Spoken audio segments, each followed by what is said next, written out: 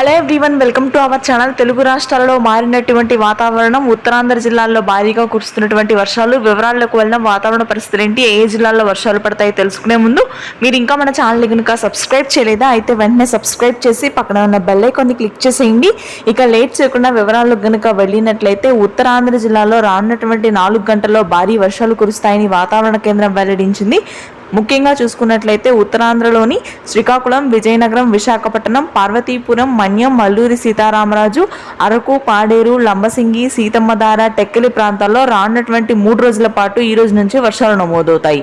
భారీ నుంచి అతి భారీ వర్షాలు కురుస్తాయి. కృష్ణా, గుంటూరు, కోనసీమ, అదేవిధంగా ప్రకాశం ఉత్తర ప్రాంతాల వరకు కూడా తేలికపాటి జల్లులు నమోదు కానున్నాయి రేపు తెల్లవారుజాము నుంచి. ఇక ఉత్తరాంధ్రతో పాటుగా ఉత్తర తెలంగాణ జిల్లాల్లో అక్కడక్కడ చిరుజల్లులు మాత్రం నమోదవుతాయి. మిగిలిన ప్రాంతాల్లో పొడి వాతావరణం కొనసాగుతుంది. దక్షిణ తెలంగాణలోని మహబూబ్ నగర్, గద్వాల్, కరీంనగర్, వరంగల్, వనపర్తి, వికారాబాద్ జిల్లాల్లో మోస్తరు నుంచి భారీ వర్షపాతం ఉంటుందని వాతావరణ కేంద్రం వెల్లడించింది. రాయలసీమ వ్యాప్తంగా పొడి వాతావరణం కొనసాగుతుంది.